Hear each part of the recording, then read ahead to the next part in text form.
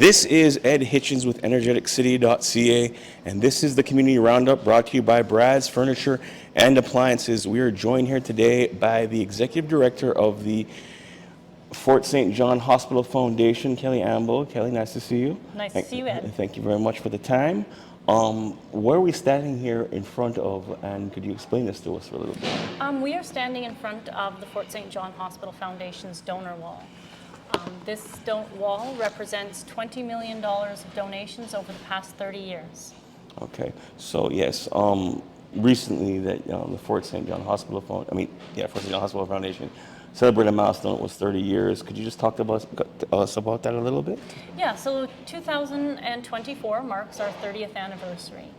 And with our 30th anniversary coming, or the whole year long, we want to really make ourselves known in the community. I know much of the community knows that we exist, but much of the community is still not aware of the work we do and all our fundraising. Yeah, well, I mean, being from a big city like Toronto, I'm used to hospital foundations like Princess Margaret, like Sick Kids Foundation and that thing. I would have never really expected to have a hospital foundation in a town like Fort St. John. So could you tell us a little bit more about the work that you actually do with the foundation?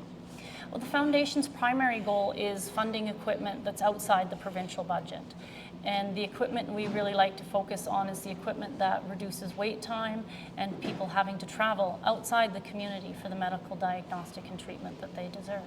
Okay, so this foundation was actually started by a local farmer who bequeathed $150,000 to the foundation. Could you just talk about that a little bit? Yeah, so Archie Ferguson didn't actually start the foundation. It was through his donation that the need for the foundation was created. And how did that need come up? Because of his donation? Yes, on his passing, he had left in his will $150,000 to the hospital.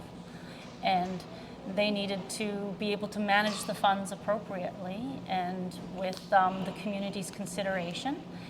And the best way to do that was through a foundation. Okay, so could you tell us about the impact that the foundation has had from the start and to now 30 years later, where you're getting some attention within the community?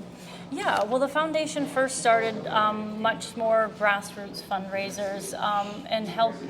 The medical system was a different structure then. So we helped. Different how? Could you describe that a little bit? It wasn't the health like Northern Health. It was more a district hospital. Okay. And so some of the first improvements we did was painting and chairs for the waiting room and very, very basic stuff.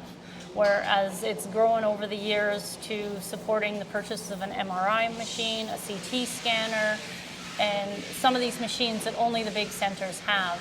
And many people had to travel prior to their arrival in this hospital outside the community to receive those diagnostics. Okay, and in celebration of this 30th anniversary, you have started a Did You Know campaign on Facebook. Can you explain to me why this social media campaign is important to the overall reach of the foundation, not just in, Fort St. John, but overall? It sparks people's curiosity by asking those questions, because sometimes we get used to things just, they're there, but we don't know how they came about, we don't know who was involved, and the effort that went into creating them. And the more we learn, the more curious we are, and it's in our community, it's important.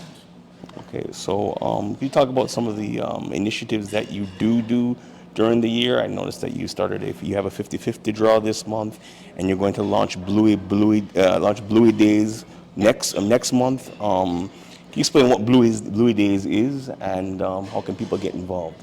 Yeah, Bluey Days is our annual peer-to-peer fundraiser for the Cancer Diagnostic and Treatment Fund. Peer-to-peer means you as an individual, like you, Ken, Ed, you would say, I'm going to shave my head and raise $2,000 for the hospital foundation. So you would spend all your time up until May 25th raising money for the Fort St. John Hospital Foundation. And on May 25th, you would join us in a block party celebration, and we would get your head shaved. I think I challenged Ed to get his head shaved. Well, I think she's challenging me on air, people, to get my head shaved.